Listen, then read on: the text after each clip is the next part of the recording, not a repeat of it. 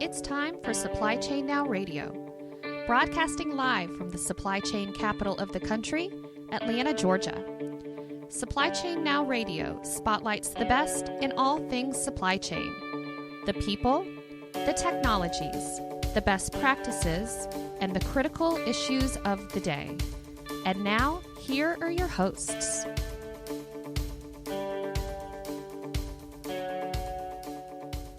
Hey, good afternoon. Scott Luton here with you live on Supply Chain Now Radio. Welcome back to the show. On this episode, we're continuing our VETLANTA Voice podcast series where we focus on the veteran community, news, insights, challenges, and resources with a hint of supply chain, mostly because we're passionate about serving our fellow veterans and our veteran community. Quick programming note, like all of our series on Supply Chain Now Radio, you can find our replays on a variety of channels, Apple Podcasts, SoundCloud, YouTube, wherever else you get your podcast from. As always, we'd love to have you subscribe so you don't miss anything. So let's quickly thank a few of our valuable sponsors that allow us to bring these best practices and really stories to you, our audience. Verison, the Effective Syndicate, Spend Management Experts, SupplyChainRealEstate.com, TalentStream, and many more. You can check each of our sponsors out on the show notes of this episode. So let's welcome in my fearless co-host here today, Lloyd Knight, Director of International Air Freight LMG at UPS Global Forwarding and co-founder and president of VETLANTA. How you doing, Lloyd? Great rainy night in VETLANTA, the supply chain capital of the world. Do you have your soup ready for the family this evening? So it's soup weather, right? It actually is. Well, we've got an outstanding show lined up here tonight. Let's welcome in our featured guest, John Tien, Managing Director of Citigroup. John, how you doing? Good. Thanks for having me here. Excited to be here. We are, too. Been reading through my homework, my pre-show notes, and you've got a fascinating story. Looking forward to dive more into that. And really a friend and colleague, Kevin Horgan, retired UPSer, Marine Corps veteran, VETLANTA board member. I always enjoy our interactions, and you've got a fascinating story as well here, Kevin, to share with us.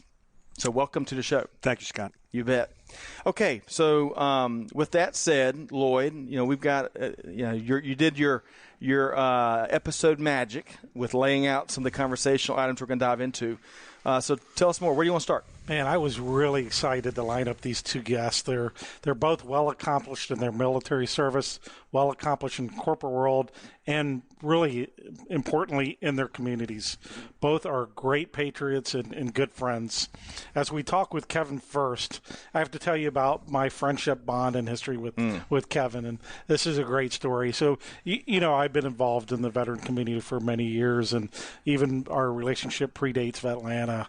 And one of the first big events I did at UPS, it was a transition event to help veterans with their resumes and with their network, and I didn't know Kevin, and Kevin made the drive up to my building, and he shows up, and the next thing I know is he's harassing all these young Marines for not wearing their Marine Corps lapel pin, and I look at him and I was like, oh my goodness, this is the last thing I need as a Marine in my life, and you know what, I was so wrong, because Kevin is exactly what I needed. He's just like all Marines. He point him in the direction, and he's going to make stuff happen. So I've had Kevin next to me for every expansion I've done of my veteran volunteerism efforts, from the Veterans Business Resource Group, which I started at UPS, on to VETLANTA, and he's even on the UPS Veterans Steering Council, which I took over in the beginning of this year, and he was the first one I tapped on the shoulder. So it's great to have him. So I've seen him in action, too, at some of those summits. And I think he tapped me on the shoulder to help get all the room to sit down at one point in time. He doesn't waste any time with any of that kind of stuff, right? You point him in the right direction, as you said, he gets it done. So glad to have you on the show here today, Kevin. So, Lloyd often jokes about how he didn't need any Marines in the Air Force, but now he really leans heavily on Marines. So tell us when, how, and why that you became a Marine. Thanks, Scott. I want to say right at the outset that I served for 5 years. I was an infantry officer, and I was never shot at. So I'm nothing special. I served. I was honored to do it, and being an officer of Marines was the great privilege of my life. I mean that. So a little historical perspective, if I can, on why. when I was in high school from 71 to 75, several things happened. The Vietnam War was closing down. The draft ended. They stopped sending active troops to Vietnam. And in April of 75, the last troops in the embassy was evacuated from Saigon. And I graduated from high school a month later. And I was hell-bent on joining the Marine Corps. And for one reason, not because I wanted to be a Marine, it's because my father told me I couldn't do it. The ultimate challenge. That was it right there. And he really didn't want me to do it. But he had served. He was an infantry officer in Korea. And he served. And he hated being cold. My father's been gone for 35 years. But that was one of the things he really hated. And that was one of the things he brought back from him. Everybody has a moment they hated or something they hated, but he could not be cold. And that was one thing that strikes me now, just thinking back on it.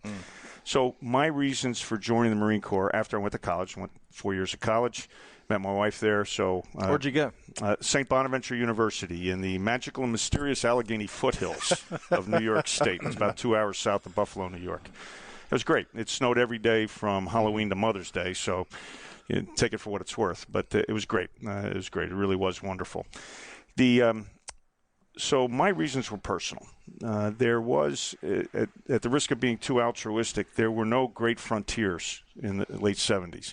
And like I said, it was nothing special. I had hair down on my shoulders back when I had hair. God bless the old days.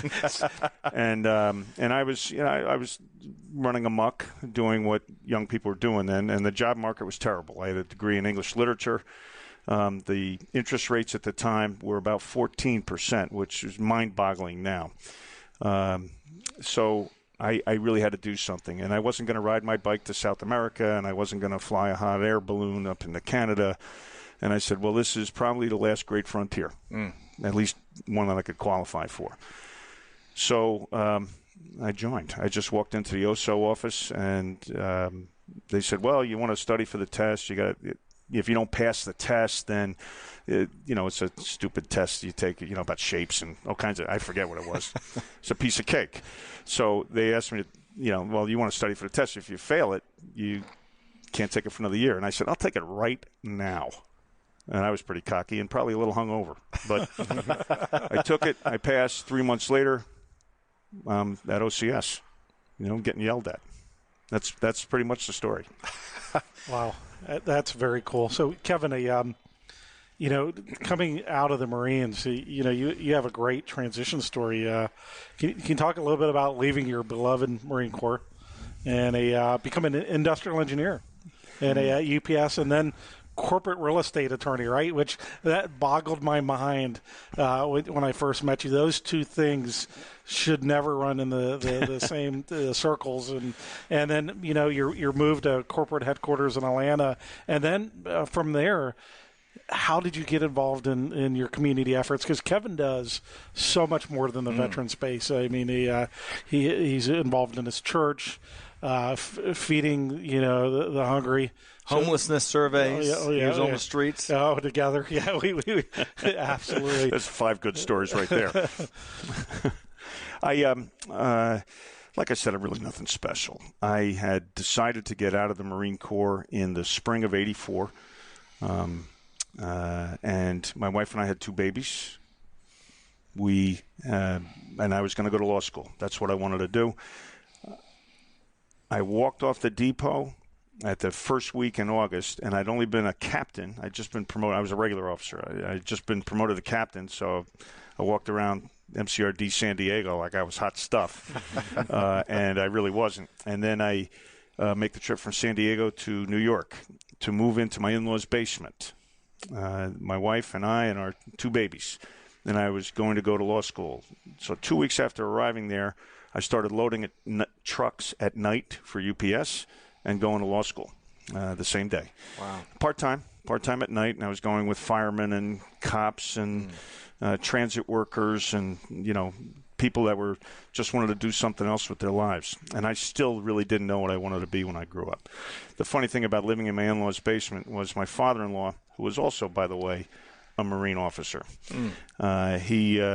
He and I really didn't talk a whole lot, even though he knew I was dating he had 8 daughters, so he had to manage that. But he told me when we moved in, he said, listen, my daughter and my grandchildren can stay for free, but you're $400 a month. Sweet. Yeah, and that was in 1984. 400 might as well have been $1 million.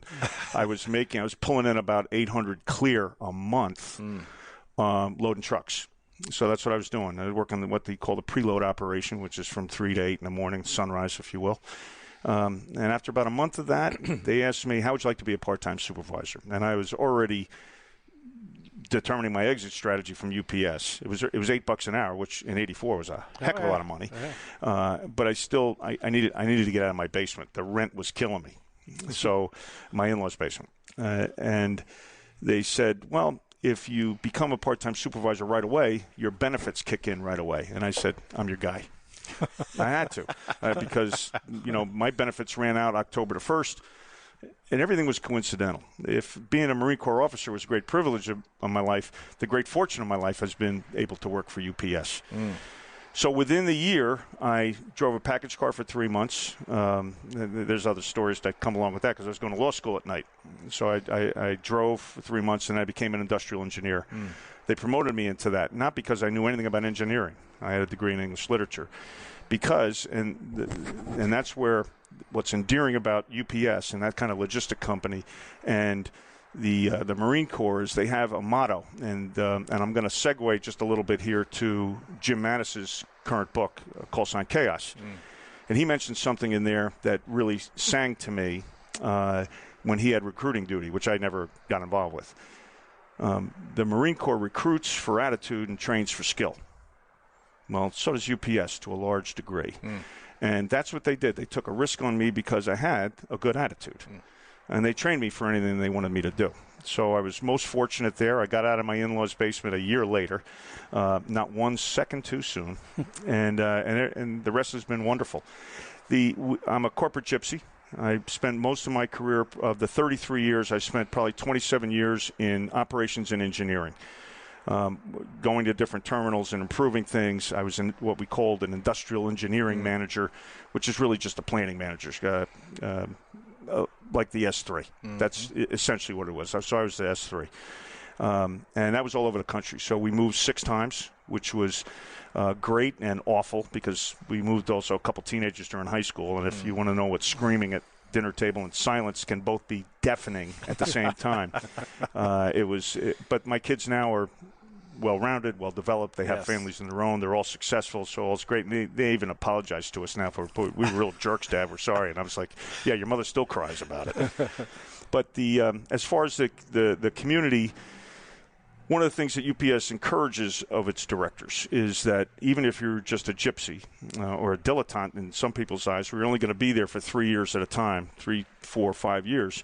You still have to join the tribe, and I took that to heart, and I knew that was the right thing to do. So I joined everything I could join that had something to do with giving back to the community. I also made team-building events with my people, and I had people, usually 100 people, direct reports, and I would make that part of the camaraderie and team building for my business unit, Well, I like to think it worked out really well. And that's what it comes down to. Locally, I was serving on the board. I got term limited out, I guess that's what you call it, for the Community Assistance Center in Sandy Springs, Dunwoody. So I had 2 terms there. I was the vice president for a while.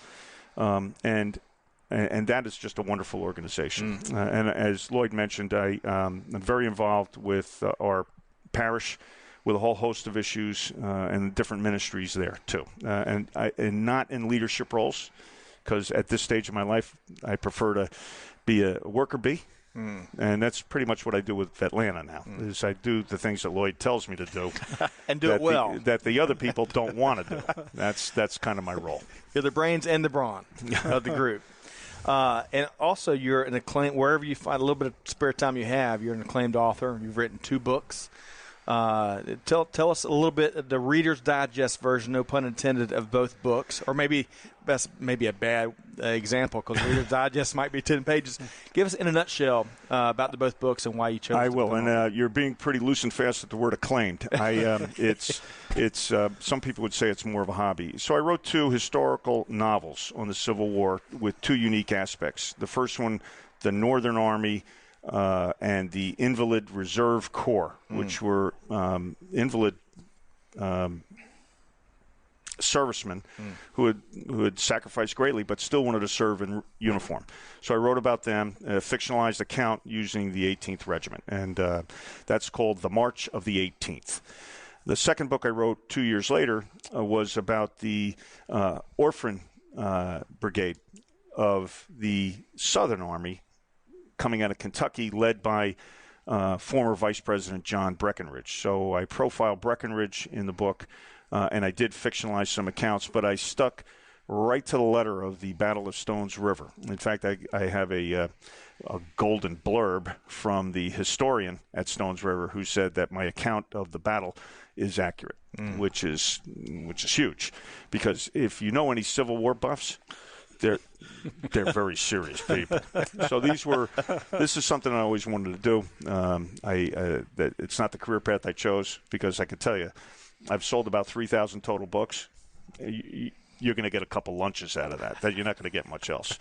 But yeah, thanks for asking. You bet, Kevin. So they're both easy reads, and I can say 2 rum drinks on the beach for each, and I loved them. So thanks, Kevin. Thank you. And John, turning to you, one of my favorite memories of you is actually being together with Roger Rowley telling stories. And the first time I saw you both together, I just sat back and listened. And for our listeners, Roger's a regional director at 4 Block, retired from corporate America, and we've mentioned 4 Block in past episodes. They really help veterans that transitioned out of the military into college and now are helping them transition into the workforce. So Roger is a retired Army Command Sergeant Major from the 90s, and then Sergeant Rowley and John as a lieutenant chewed some of the same dirt in the Middle East and have these incredible stories about combat operations in Desert Storm. John, you started off at the U.S. Military Academy at West Point, spent over a decade in Europe and the Middle East, deployed with 3 combat tours to Iraq, and you were amazingly a Rhodes Scholar, and then also a professor of political science back at the Academy. And then you spent several years working at the White House under 2 administrations, President George W. Bush and President Obama. Why did you join the Army? And did you ever in a million years figure that would be a career path for you, everything you've done? It's the thanks, Lloyd. And by the way, I love Kevin's stories. I'm not even sure I should even go at this point, right? I think I should concede my time to the gentleman on my right here and hear some more cool stories. It's especially, I love your fathering things. I'm the father of 2 daughters, and I totally agree. It can be a lot of noise at the table and silence, and I would rather have the noise, because at least I know the enemy I'm dealing with at that point. Amen. You can see it in front of you. Who knows what's going on in their minds? But both girls, I would say the same thing, Kevin, is that they are in great shape now. They both graduated from college. And I say success for today's millennials are if they pay for their own Starbucks, right? Because if you can justify paying something for, I love Starbucks, yes, sir. But if you can say, hey, I'll pay $5 for a cup of coffee, then good to go. You're doing something right in life. Lloyd, one of the reasons it was interesting, I did not come from a military family. I was living in Southern California. I was going to high school, dating now my wife, having a good time. I was going to go off to one of the University of California schools, and I was a sophomore playing wide receiver on the college football or on the high school football team and running track and just living a typical Southern California life. Not a great surfer, but like the beach. And my parents had gotten divorced when I was pretty early, when I was 3 years old, and I'd grown up largely with an Irish Catholic stepfather and my mother. But my father was an immigrant from China, way back in the 50s, right? Way back in the 50s, he'd come over. He was nationalist Chinese, run out of town, so to speak, by the communists, and eventually ends up in the United States of America. He pulls me aside. We're lifting weights, sort of in the basement. In his basement. I went to go visit him, and he said, "Where are you thinking about going to college?" And I said, "Oh, I've got the University of California, UCLA." Berkeley, UC Irvine, Cal State Long Beach. I listed all these schools, most of the places where I could stay close to my girlfriend, right? So I was not a strategic thinker at that point. I was just driven by love. Yeah. And he said, "I really think you should consider West Point." And I had a vague notion of what that was, and I said, that sounds like a lot of uniform and a lot of marching from what I can tell. And I didn't even done high school or TC, right? And I said, why would you think I'd want to do that? He says, and then my father, who was a college professor, said, it's not whether or not you would want to do it, it's whether you should do it. So he moved very quickly. I didn't use these terms because I wasn't as smart then, right? But he moved very quickly from the empirical to the normative. He went from the what to the ought and said, you really should consider it. And I thought, okay, all right, what's the next sentence here? And I said, why should I consider it? And he said, you wouldn't be here if the United States of America had not accepted our family as immigrants in the 1950s, along with many others coming through Angel Island off of the Northern California coast, or Ellis Island, much better known, and the Statue of Liberty coming off the New York City coast and port. And he said, so it is our obligation to find a way to continue to give back to the United States of America. And he had done some things. He joined the military, very quick tour back in the 1960s, and he said, but you need to continue that legacy. At least consider it, right? So I said, okay, I will consider it. I'll throw it into the mix.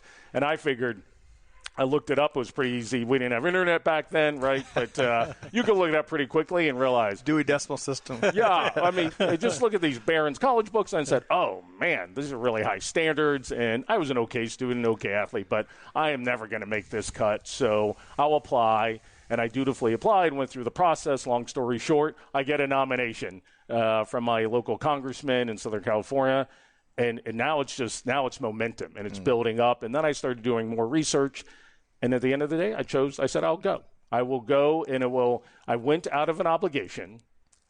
I graduated, and I know it sounds like a corny line. I entered out of obligation, and I left 4 years later realizing it was a privilege to serve the United States of America, wearing the nation's colors. Outstanding. So that's why I went into the military. Why did I stay? I don't know if you ask that question, I'd be happy to answer it. So we're going to fast forward a little bit because we're going to talk about your transition story. I think of these shows here at the VETLANTA Voice podcast series, one of the things, and outside of digital media, we're fascinated with transition stories, especially in this era where we've got so many men and women getting out of the service that, are struggling in many different aspects of that. So tell us, how did you transition from the Army into a very different role, into managing director at Citigroup, while all of these different engagements from VETLANTA, the Warrior Alliance, the Mission Continues, the Bob Woodruff Foundation. And clearly you've got a sense of service just like Kevin described, but talk about that transition for you. Yeah, and I think it is just as Kevin's, I think, story, and you could pull out all the different reasons why anybody who happens to be listening to this podcast is a veteran or is active duty or reserve or National Guard or thinking about transitioning from the military into the civilian sector. It doesn't have to be the corporate sector. Right. He happens to be UPS. I happen to be Citigroup, big financial services firm. There are translatable skills. The question is whether or not you can identify what those are, and then when you have the opportunity to showcase those, either be in an interview or a networking engagement, you got to be ready, right? And as I say, just a quick sort of teaching point is, every conversation that you have that is not inside the military domain, right, is an interview of some sort. It's an interview as to, should I hire this person? Should I recommend this person to somebody else in my firm or my company to hire? Or should I open up my network, right? Because the minute you start to open up your network as maybe you're another veteran or you're a civilian, you are putting your own reputation on the line. So every opportunity is an interview or exposure outside the military. Scott, you asked me the question as to, how did my transition go? I think it's going to sound like, well, wait a second, John. Your last job in the military, you were an active duty Army colonel, full colonel, working at the White House, first for President Bush, leading his national security policy on Iraq, and then you transitioned when President Obama, because it was at the transition point, and then you transitioned to supporting President Obama and eventually becoming his senior advisor for Afghanistan and Pakistan. Wow. Look, there aren't that many of the jobs out there, John, that we can't all necessarily. It's a little bit of a niche. Yeah, right. It's like that might be a short list of one. So not sure. I'm going to stop listening to this guy right now. Let's go back to Kevin and the Marine stories. I will say this. Everybody has a translatable skill that you learned in the military that will translate into the civilian sector. My story, I will agree with Kevin. I'm nothing special. I have a story, and the teaching point is you have those skills that are translatable. And it turns out one of the reasons that they wanted me, why I was hired by the White House to come in through the active duty military Pentagon nomination to the National Security Council, was many of the things that I already done in the military. I had served in combat as a battalion commander, Task Force 237 Armor, 1st Talafar up in the northwest, and then the northern part of Ramadi in Al Anbar province in Iraq. So that was 2006, 2007. And when it was time, in the Bush administration, to their great credit, said, hey, look, we need on-the-ground experts to come in here and provide that kind of focus and that kind of knowledge to help inform our policy. Yeah, you also have to understand the way the national security policy process works. You have to have some political science background, so I had that from when I had taught up at West Point. But you package those two things together, and then you have the opportunity to be able to communicate in writing, communicate in voice, over the phone, and in a large part communicate in person. They're looking for leaders who have those capabilities and capacities. They presume you're going to come in here, you have the political science background, the national security policy background, but they want those soft skills that allow you to be able to execute in some really difficult environments. And I will tell you that my lieutenants, my captains, my sergeants, some of my really high-speed E4, my corporals, right, who were having to deal with some very difficult situations in the post-9/11 military in the counterinsurgency environment, where they were block captains or community mayors, right, dealing with Iraqi sheikhs and sometimes Iraqi police and army. And some of those folks, right, even though they were supposed to be our allies, weren't always, right? That's the nature of the counterinsurgency. And we were asking E4s to O3s to execute those missions on a daily basis. I happened to do it at an O5 level when I was a battalion commander. It really skills you in a way that allows you, or at least me in that case in Washington, D.C., to command a room, right? To command a conversation and see all the different aspects of all the different competing agendas. I work at Citigroup today, and I do a fair bit of business development, client management, partnership management, internal stakeholder things. And we're a big company, 220,000 people, biggest financial services company in the world. So there's a lot of complexity involved. And many of those skills, all those things that I just spoke about, that I learned largely by being a battalion commander in combat and then having to deal with competing agendas, right? And just because agendas compete doesn't mean that any one of those agendas are better. It's usually a plurality of what is optimal. I learned all of that being a battalion commander and then working at the White House as an 06 in uniform, working for 2 different presidents. So you asked me about the transition. When it was my turn to consider, everybody's got to retire at some point, right? Even the chairman of Joint Chiefs of Staff, the senior sergeant major in the Army, they're all going to retire at some point. Mine happened to be when I was an 06, and I was confronted with the question, do I continue doing policy work as a civilian, or do I throw my hat in the ring and see what's out there? And fortunately, when I threw my hat into the civilian sector ring, you can be lucky and good, and you want timing, right? I happened to do it right as we were all coming out of the financial crisis in 2011, and I got a really nice open reception who said, when I went to Citigroup, they go, after about an hour and a half and a couple different interviews, they looked at me and said, you would be great in our global strategy shop because what you've done for the President of the United States is take global strategy, put it through a filter, an intellectual filter, a common sense filter, and then figure out how does this get implemented at the local level. For Citigroup, it happens to be global and then pushed out to 200 big urban environments, 40 different countries. And I said, okay, as long as you teach me the banking portion of it, right, I'll be squared away. It might take me a few months. And that's essentially how it's executed 8 years later. I'm still retained and paid by Citigroup, great company. And in many ways, I'll just do a quick public service announcement about Citigroup. They're in the same way. They are very much focused. Citigroup is very much focused on the community, local, national, and global. And for me, it was very fortunate that about a week after I entered Citigroup, they turned to me and said, hey, we just joined this thing called Joining Forces, which is something that Michelle Obama and Dr. Biden were going to start up as like their signature thing, Joining Forces. It was going to bring all corporate America together in support of really having the veterans unemployment rate, which was about 15% in 2010. And so we're going to try and have that. In fact, they did, and it's actually the veterans unemployment rate is lower than the national employment rate. Underemployment is still an issue, right? Not always the perfect fit. But they called me and said, Citigroup said, we just joined this. You're a veteran. I said, I've been a veteran for a week. So I go, if you need, the CEO is about to go to the White House, and I said, if you're going to ask me to give you talking points about veteran stuff, I said, I'm not sure I can do that. If you want me to drive the CEO of Citigroup in an M1A1 Abrams down to the White House from New York City, I can do that, right? They're like, we don't want to hear that. Give us some talking points. Tell us what it's like to be a veteran. And, being a little bit funny and overly humorous here, but it worked out. And that was 8 years ago, and we've created City Salutes, which takes a look and says, how do we hire, retain, and promote more veterans than we're doing today, more than the industry average, which we do, in financial services, and then how do we give back within our communities and allow sort of a higher tide to lift all boats in terms of community goodwill. So that's my story. That's where I'm at now. Love that.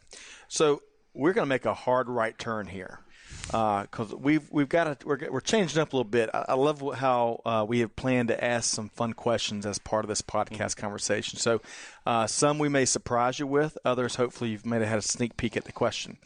So we're going to do something a little different. This is going to be the speed round, okay? And I hate in one of the comment, I feel like we're going from something very heavy to something very light, and I'm trying to, how can we make it easiest segue as possible? So stick with me here. So we are going to pose a series of questions to each of y'all and give us your speed round answers here, okay? First question, and John, we're going to start with you. Who are your three favorite historic U.S. military leaders? Three favorite U.S. historic military figures. Let's make sure we choose somebody from every era as best I can here. Don't want to all lump it into one particular war. I heard Kevin talking about his love for the Civil War, so I'll go with. And since I'm going first, right? Yes, so please. I'm going to take it away from you. Is Colonel Joshua Chamberlain? Oh, it's on my list. Yes, Dr. Chamberlain, little round top, and I loved how he came down the hill, full charge ahead against the Southern forces. They came up at Gettysburg. Second one would be. I just went to the Philippines on behalf of Citigroup to do some work over there in the contact centers, and I took an extra day and I toured all of that, Bataan and Corregidor. And somebody who I'd always followed before because we were both first captains at West Point, General Wainwright, who essentially stayed behind when all the U.S. forces left and went through the Bataan Death March and was eventually a Medal of Honor recipient, Jonathan Wainwright. And then for a third one, I'll move up to my era, a guy who I've been talking a lot about, so I've gotten asked this question, who's one of my heroes, is a guy named Army Staff Sergeant retired, Sal Quinta. And he wrote a book, Living with Honor, and he is a Medal of Honor recipient from the Afghanistan War, Sal Quinta, Living with Honor. It's a great book. It starts off with him talking about being a sandwich artist in Subway as a high schooler. So he was saying, I'm an average high schooler, which he was. I met him, and he goes, yeah, I can see that. You would have been average high school. But it turns out he's a great American hero. So Staff Sergeant retired Army, Sal Quinta. Fantastic. Kevin, same question. Well, thanks. You took all three of mine, so I'll can pass to Lloyd. I already mentioned General Mattis. Right. I think he's a modern, if not a historic figure, he's historical, certainly. And he's had a huge impact on American military and current Washington scene. I have a penchant for the Civil War, and I think General Grant probably has not been given his real due, both as a general and as a president. And my segue on this is I love Washington, D.C. One of my kids went to school there. If I had a zillion dollars, I would live there. I just love that. I get chills up and down my spine. I know it sounds corny, but every time I go there, I do. The most profound statue there, after the Iwo Jima Memorial, thank you very much, is the statue of Grant. facing on the west side of the Capitol, and he has two other statues flanking him of soldiers in different forms of distress. And he's facing the Lincoln Memorial. He's on a horse, and it looks like he's in the ring because he's wearing a large, wide-brimmed hat and a slicker, but he's looking down Pennsylvania Avenue. It's one of the largest equestrian statues, actually, in the United States. And I think that's probably my favorite piece, and I think that tells everything you need to know about a man who weathered the storm, succeeded, and he still keeps an eye on who's the occupant in the White House, and as a matter of accountability, I think. Lastly is so everybody glosses over Eisenhower. Eisenhower was a very consequential figure in the 20th century, next to people like Reagan and MacArthur and even John Paul II, Mother Teresa. Really, Churchill, of course, is one of our great ones, but he's not necessarily a military leader. But I think Eisenhower's military successes and the risks he took and the way he managed with soft skills that John spoke so well about. It's you don't get the job because you have soft skills. You're successful in the job because you have soft skills, and people thought that he was the right person for that job. So a most consequential figure militarily and politically. Yeah. Well put. So for me, George Washington. I think George Washington was an amazing military leader. Joshua Chamberlain, you say he stole Joshua Chamberlain, the governor of Maine. Whoever thought he would be an incredible leader like that. And then the last one is the GI General, Omar Bradley. Oh, yeah, right. And really to talk about often overlooked is Omar Bradley. All right, next question, and we're going to try to speed these up a little more. Yep. So back to you, John. What is your favorite military book? When Kevin was talking, it popped in my head, Killer Angels by Michael Shera. It is fictional, but it did win the Pulitzer Prize. Killer Angels, Michael Shera. Okay. Besides my books? Yes. Killer Angels. It's written right there on my I took the notes. Yeah, it's Killer Angels. Really? Absolutely. Wow. You've got to read the book. Band of Brothers. Oh, that's good. Good. Sweet. Good. All right. Let's reverse it and back to you, Lloyd. What's your favorite military movie? Sergeant York. Sergeant York. Sergeant York, Gary Cooper. Outstanding. Great movie. Kevin. Paths of Glory, 1957, Stanley Kubrick's first film, black and white. By far, it was one of my favorite movies, not just a military movie. Wow. These are good calls. We Were Soldiers Once and Young, battalion commander in combat. Excellent movie. Good one. Forrest Gump. Love Forrest Gump. A member of our team, we just found out the other day, I kind of had a getting old moment. We were all talking about our favorite movies at lunch, and we had one of our team members that hadn't heard or hadn't watched, certainly hadn't watched Forrest Gump. And I was like, wow, came out in 94, so it makes sense. Yeah. But anyway, what was one, John, back with you, what was one of the best places the military ever sent you? So I'm not going to choose sort of the military post. My wife would be like, choose this particular place. But I'll say it was a deployment, but not a combat deployment. It was because of post 9/11. The Army sent me and a team of others, observer controllers from the National Training Center, to Israel to learn how to deal with insurgents. It was fascinating. Now, the Israeli Army can do some things legally that we're not allowed to. So I put those in the appendix. Israel.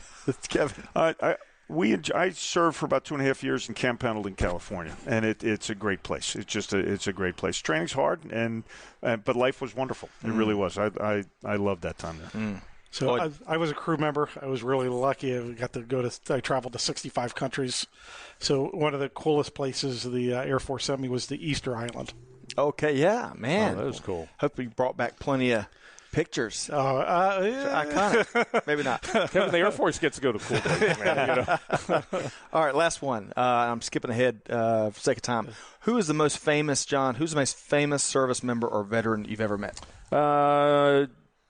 Or your favorite one you've ever met? No, historically famous is probably a guy. I mean, if you were to Google people and how many hits do you get, it's probably William Westmoreland. He was the Army 4-star MAC V Vietnam commander. He was probably 2 years from his dying, and I was a senior cadet at West Point, and he came up to me and he said, "You're about to become the first in your class at West Point," which was very strange for him in some ways. I'm not Vietnamese, but I am Asian American, and here's a guy who essentially made his fame fighting an Asian war, and he spent about 2 hours with me, giving me some really, what I needed, definitely some really good early leadership guidance. Wow. Kevin? I had the good fortune of meeting James Webb, the former Undersecretary of the Navy and former Senator from Virginia. I was attending the first Marine Corps Scout Sniper School in the fall of 1980, and he came down to Quantico just to have beers with us. Nice. And he paid the bills. So he was one of my favorite famous people. G.I. Bill guy, too. Tremendous guy. So I was at the Air Force Flight Test Center at Edwards, California for 5 years, and I got to fly in the air show 3 years with Chuck Yeager. Nice. So, Wow. Which was pretty cool. Dang. Wow.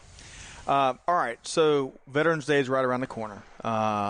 Somber occasion. It's also a day of service for many. I think we're going to be together at VEO, I believe. Oh, no, it's Thanksgiving. I'm getting ahead of getting ahead of myself. Regardless, Kevin and John, why is Veterans Day so important to you? And let's start with Kevin. I think it belongs to everyone. I served because it was not a career; it was just something I needed to do. So I would guess I see myself as a minimalist with these things. I like the small ceremonies. I like the local ceremonies. I like things that are done within an office environment, with a small company environment. Even a community. It's not unlike the 4th of July. 4th of July belongs to everybody. Veterans Day belongs to us, but I still think that Veterans Day does belong to everybody. John? Yeah, it's a chance and an obligation to remember. 4 of my soldiers who didn't come back with me should always be remembered. Everybody else should be remembering them as well. I always, restate their names. Ricky Solis, Jody Missildine, Emmanuel Legaspi, and Doug Desjardins. They never came back. So that's why we should think about Veterans Day in the special way we do. I couldn't think of a better answer. Okay, so I want to ask y'all another question. So one of the things Lloyd and I talked about when we started planning this episode was relating logistics stories, because this is Supply Chain Now Radio. We take a lot of artistic license because we love this conversation we're having right now. I mean, this is why we do this. So many folks need to hear, I think, a lot of perspective that each of y'all have shared. But can you tell, and Kevin, I'll start with you. Can each of you tell us what you believe is one of the biggest logistics feats that the U.S. military has ever pulled off? Well, at the risk of making an editorial comment, the military invented logistics. All right, okay, so you can start with Hannibal, right, going over the Alps with elephants, and not the A-Team, right? But I think the Romans probably have taught us most of what we know about logistics. But clearly, the one modern day that counts is not D-Day, but D+1. D+2, D+3, and those being able to defeat the juggernaut of the German army in World War II. A lot of people look at it like it's a footnote in history. It's not. They were going to win. They were going to, we'd all be speaking German right now, and I don't think that should be taken lightly. So the logistics for just D-Day alone was the reason why it succeeded. Yeah, great point. John? It's one of the things I got to do when I was a young lieutenant, and Lloyd talked a little bit about it before, when I saw Sergeant Major Rowley at a dinner here at Emory University for their Vet Connect dinner, was Operation Desert Storm. And as a lieutenant, I was a scout. One of my jobs was a scout platoon leader. So we were in the left flank battalion of the left flank brigade of the left flank division of the 7th Corps. And so General Frank, 7th Corps commander, did this encircling movement, right? This big left hook, that they called it.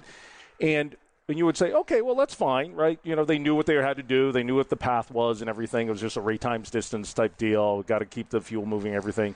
But remember that we did that using M1A1 Abrams tanks, Bradley fighting vehicles, Apache helicopters. This was a force that was focused and designed and funded to fight the Cold War, or the Cold War if it went hot, if anybody came, the Russians or the Czechoslovakians came across the border or came over the Berlin Wall, which that is a very different logistics fight, because you can have these fuel points everywhere and these food points, and it's about pivoting off of a center point. This was converting that force and doing something very different. And when I think about, and I said it before about translatable skills for veterans, all of the veterans, anybody who's listening now, or if you're active duty, right, reserve, or National Guard, one thing that you're really good at is project management. It doesn't sound sexy, but you are very good at project management. I will tell you, you understand critical path, you understand risk management, and you have to take those kinds of concepts and be able to tell your stories in such a way that when you do your interview, whether it's at a barbecue or if it's in an interview with your tie in the Windsor 4, you got to be able to tell that skill and say, and then tell in such a way, because they'll be listening to you going, tell me some more about this war story, and then you can say, and that's why I'm good at project management. So for me, I've been essentially in the international air freight business for 32 years. That's right. 12 years at UPS and 20 in the Air Force where I was a load master, and so I've got to lean on that. I think one of the tremendous success and efforts was Operation VETLANTA, which people commonly refer to as the Berlin Airlift. Yes. On June 24th, 1948, the Soviets blocked all rail, road, and electricity coming into the Berlin. The only way into the city was to fly, was air freight. The blockade lasted over 10 months. And can you imagine that? A city, a major world city the size of Berlin, that was totally cut off for 10 months. So it had to be supported. We could not let that Iron Curtain go around the Berlin and envelop Berlin. So so we did it. In the military, U.S. military, and our allies. During that 10 months, this is incredible. Over 124 million miles were flown. Over 277,000 sorties by 689 U.S. and ally aircraft. The normal daily requirement of food was 2,000 tons a day that had to show up. And one of the incredible things in my research I read was the population there was actually getting more calories per day than the population of London. Wow. So they were 2,300 calories a day on the average. Each family received 25 to 30 pounds of coal per month. Some of the stuff I was reading, they said the average airplane that was hauling coal was 100 pounds heavier than when it was done with the airlift because of coal dust in that aircraft, which is incredible. So the 39 British, 31 Americans, and 13 German civilians lost their lives in the Berlin Airlift. However, that blockade by the Soviets proved to be futile because of the tremendous efforts of the U.S. and our allies. The blockade quickly ramped up Cold War tensions, and most of the world saw the Soviet Union as a cruel state and really a contentious enemy. The Soviets' quagmire sped up the formation of West Germany and motivated the creation of NATO, and that's why we love logistics. Absolutely. So y'all took a couple of mine. Berlin Airlift, D-Day, of course. I think the sheer I'm always amazed, especially as movie technology gets better and better, where it continues to give a realistic scope of just the scope of that, and not just D-Day, but as you put it, Kevin, those next following days. I mean, the sheer scope of that it reminds me of the ports. When you go down to the ports, you can't wrap your head around it until you go down there and see the scale of that. The Persian Gulf War I, that build-up, that massive build-up in a short amount of time. But, I think U.S. military strength is built on the principle of projecting force, and you can't project force unless you can supply it. So the things that go on day in and day out, been able to protect our national interest and of course, ensure national security. I mean, that's why not only do we have the world's number one military, but the world's number one supply chain team. And Kevin, you put it well. General Robert H. Barrow, anyone know who that is? Marine Corps? Yes. Former commandant? Yes. He is attributed this quote, and I had to Google this more than once to make sure. Quote, amateurs talk about tactics, but professionals study logistics. Yes. He was quoted that in 1980, and that says it all in many ways. Okay, so let's pivot one more time. Rather than looking back historically, let's think about your time in the military and any logistics feats that your teams pulled off and you were part of. Any of those come to mind? Yeah, I've got a great one. So I was although I was an aviator, a load master, I had some special assignments, and I was stationed in Germany for 5 years in what's called the TALSI. And the TALSI is the Deployable Mobile Command and Control Unit. And I deployed to Trapani, Italy, which is in Sicily, during Allied Force, which was the NATO operation against the Federal Republic of Yugoslavia during the Kosovo War. and directly against President Sullivan and Milosevic. The airstrikes started in March 24th, 1999, and lasted until mid-June. And I was deployed to a small Italian base, but it was really a commercial airport. And we supported 3 A-10 guard units, the A-10 Thunderbolt that deployed into Trapani. And I took a team of 15. And in there to run command and control and essentially aerial port operations. And whether it was beans, bullets, bombs, people, my team controlled it. And I was the NCOIC, which is for those non-military types, it's essentially the sergeant that was in charge. And we just made it happen. I've never worked so hard in my life. And there was one of my favorite stories is there was a checklist in one of our regulations that talks about engine running offloads of airplanes with explosives on board. And we always looked at it like, we'll never do that. So this is never going to happen. And there I was. So it was a small airfield. These A-10s were leaving every morning, fully hung with everything, and then everything, and coming back with nothing. So actually, they were coming back with just 2 Sidewinder missiles. So they were expending ordnance very quickly, and everything was flown in, and my team was handling it. So we were working 8 C-130s a day that were full of tens of thousands of pounds of bombs. I was backing these C-130s down a long, remote taxiway because we wanted to get it as far away and doing these offloads. And while we were doing those offloads of the C-130s, we had a C-17 parked on the runway, and we're doing engine running offloads on the runway because it was too big and heavy to go onto the taxiways. And one of the things I really remember is we were working some really long hours, and one of my troops was so tired. We took a break, and he had a cup of noodle soup, and he was so tired he couldn't boil the water in his hot cup, and he poured coffee into it, and he ate that. And it's a twofer. So yeah, absolutely, and we worked so hard. We made it happen. It was really one of my proudest moments of outside of the airplane. And then I went back home.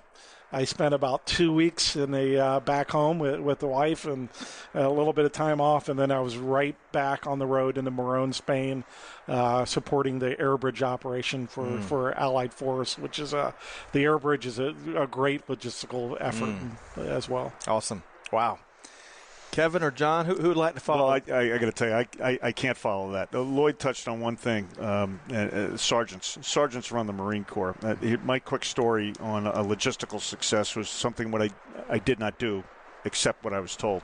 When I first reported to our unit, I met my platoon sergeant. This is December of 1980. Met the platoon sergeant. I knew him for about 8 seconds. And then privately he said to me, "Lieutenant, I like you." And I said, that's great. That's nice, Staff Sergeant. He goes, "Look, if you say nothing to anybody in our platoon for 2 weeks, we'll be the Regimental Honor Platoon. I guarantee it." I said, "Okay, Staff Sergeant Benavente, God rest his soul, he's gone now." And he was good to his word. So I learned something very valuable then. I have no logistical successes. So again, I just had a proverbial cup of coffee for 5 years. But if I needed something done, I talked to my sergeants, and they got it done. They run the Marine Corps, including deployments. And I was grateful for that. Absolutely.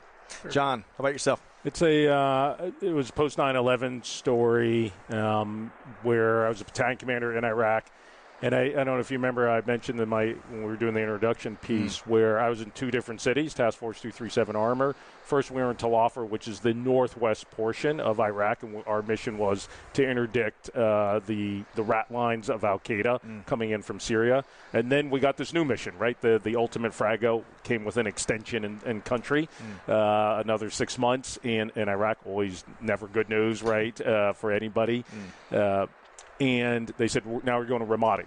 So that's like going from it's about a 500-mile trip. And we had to move an entire battalion where we had really settled into our base of operations, even though we were deployed forward with our combat power, all of our logistics, our HEMITs, our trucks, 42 tanks, 14 Bradley fighting vehicles, some light mortars, right? Way to move all of that.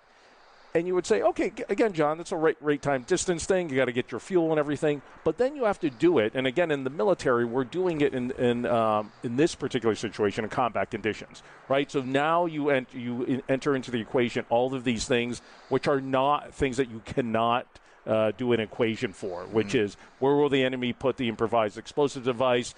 Is that civilian convoy that's coming up against you? Are they VBIEDs, vehicle-borne explosive improvised devices?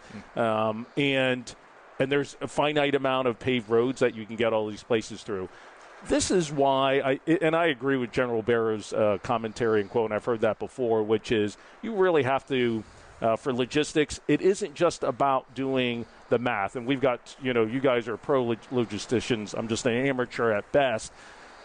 But one of the things that you as logisticians, I think, have to account for all the time, and why I think military guys and gals make great logisticians, is you've had to account for the unknown, right? And you have to figure out where that's going to be and where are your risk factors, both for planning and also, at least in this case, in combat conditions, for mortality. Man. Great answer. We could keep. I'd love to dive more and add 3 or 4 more hours to the show. This is fascinating, right? Because we think of everything that the military has accomplished and what it takes to make that happen. I appreciate y'all sharing some of your memories there. All right, so let's wrap up probably where we should, which is with Veterans Day. And there's so much that you could do, so all kinds of different things. But for folks that really want it in a very meaningful way, or in a way maybe that might open up their eyes and might give them a different appreciation for those that made the sacrifice, how can you suggest to our viewers to pay tribute during Veterans Day? What would y'all suggest our listeners do to spend that day? I'll go first. And one of the things is not just on Veterans Day. So for Veterans Day, absolutely. Focus on Veterans Day. I often say, people go, what can I do? I don't want to go out. And I said, well, number one is go to a Veterans Day ceremony, right? There's going to be a parade. There's going to be a flag raising. There's going to be something at a monument. Go find out, and it's local. You don't even have to go that far, because I like what Kevin said before when he said Veterans Day is the nation's day as well, right? So we actually, in many cases, don't want to be, we're veterans, it's okay. But in this case, the veterans who show up there, it feels really good, and it feels good for me as well, when there are civilians who are not veterans, maybe they're family members, who come out and acknowledge that. So that's one way to do it, or you could put flags out. Or you can maybe find out a way to volunteer, where many of us on Thanksgiving will go with a Veterans Homeless Shelter here, the Veterans Empowerment Organization here in Atlanta. But one of the things you can do between November 11th and November 10th, right, of the next year, of November 10th, 2020, is go find an organization like the Mission Continues. Now, I happen to be the former board chair, so I'm a little bit overly thumbs up on it. But it's an organization that volunteers. You have a Mission Continues platoon. It's made up, the vast majority are veterans, men and women, but they take civilians as well. And what they do is they go find the most pressing problem out in their community, and they tackle it usually with sweat equity and with a lot of support, if it's tools or something like that, from places like the Home Depot, lumber, and things of that nature. Go out there and volunteer alongside the veterans. You're paying respect to the veterans. I think you and your family members, especially children, will get a lift by having these folks continuing to serve. That's the Mission Continues. And they're in every city where the NFL is. Outstanding. Kevin? Ditto. I can't add to that. That's exactly what you should be doing. Outstanding. Yeah, volunteerism is great. Love it. Serve it. I always try to press people too. I'm like, hey, recognize Veterans Day in May, because the USO has 10,000 volunteers for the month of November. I do want to point out one thing though. John is probably the only one who could still get in his uniform. Right, so if there's any parades going on, yeah, absolutely. Thanks, Kevin. You wear the hat. So the one thing I have to say is show love to your country, right? We sacrifice for this country, and in today's environment, man, people are so quick to put down our great country, and so for the love of country, reach out and pay respect to that flag. I can tell you that's one of the traditions I started at UPS.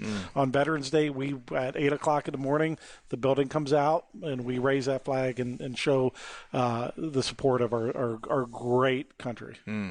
Yeah, great point. We like to celebrate our differences, but we need days like Veterans Day to come together, even for a brief, fresh breath of air from everything else that goes on. So great point there. And one other comment, Veterans Day for all those that have served, Memorial Day for those that have made the ultimate sacrifice. I think oftentimes that gets lost a little bit in the shuffle because everyone wants to, Don't wish anybody a happy Memorial Day, please. There we go. Yeah, the great thing is everyone wants to give back and memorialize, but those are two very separate occasions. So, okay, what a great conversation. I mean, thanks so much on this rainy Atlanta day, which I thought the roof might come in for a second ago, but fascinating. I really appreciate what y'all have done and how you've served, and then taking time to come share that with our listeners here. Hopefully, our audience has enjoyed it as much as I know Lloyd and I did. I loved it. I did too. Before we wrap up on some events we're going to be at, VETLANTA's got the next big summit coming up soon. Lloyd? Man, I've got 20 events that I'm attending or supporting in 25 days. So we've got a lot going on. Go take a look at vetlanta.org. We got a Vet Talks, which is going to be on Tuesday, which is a lot like TED Talks in partnership with the VA. We got our next summit, which the Georgia National Guard is hosting on December 11th. We're volunteering. We're giving back to the community. We're showing up in force. So lots of great things going on. Outstanding.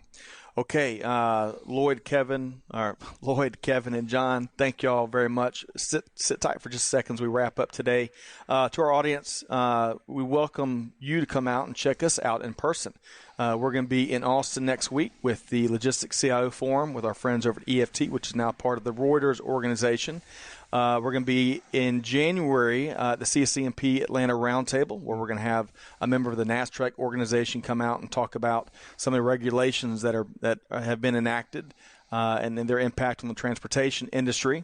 The Reverse Logistics Association Conference and Expo out in Vegas, of all places, is going to be tough to put some blinders on and get work done out there, right? In February 2020, you can check those partners out at rla.org. And, of course, MODEX 2020 coming back to Atlanta. MHI puts ProMat up in Chicago 1 year. The very next year, they bring MODEX to Atlanta. It goes back and forth. One of the largest supply chain trade shows in the country. 35,000 folks. It's incredible. Is what they're expecting. One of the largest shows in North America. That's impressive. And it's free to attend, which is – what a deal. So networking, best practice sharing, market intelligence, you name it, you can learn more at modexshow.com. They have been great partners to us. We're going to broadcast throughout the 4 days there, and they're hosting our 2020 Atlanta Supply Chain Awards, where we're going to be celebrating a lot of the logistics feats just in a different way that we heard about today. And you can learn more about that at atlantasupplychainawards.com. Okay. If there's anything that you cannot find that we've talked about today, shoot us a note to connect at Supply Chain Now Radio. We will do our best to serve as a resource for you. Big thanks to our guests today. Home run conversation. Thanks so much, John Tien, Citigroup, Kevin Horgan, former UPSer and VETLANTA board member, and Lloyd Knight with UPS and VETLANTA, founder and president of VETLANTA. And you can learn more about VETLANTA at vetlanta.org. All right. I always want to put this .org, vetlanta.org. To our audience, be sure to check out other upcoming events, replays of our interviews, other resources at supplychainnowradio.com. Again, find us on Apple Podcasts, SoundCloud, YouTube, wherever else you get your podcast from. We'd love to have you subscribe so you don't miss anything. On behalf of the entire team, this is Scott Luton wishing you a wonderful week ahead, and we will see you next time on Supply Chain Now Radio. Thanks, everybody.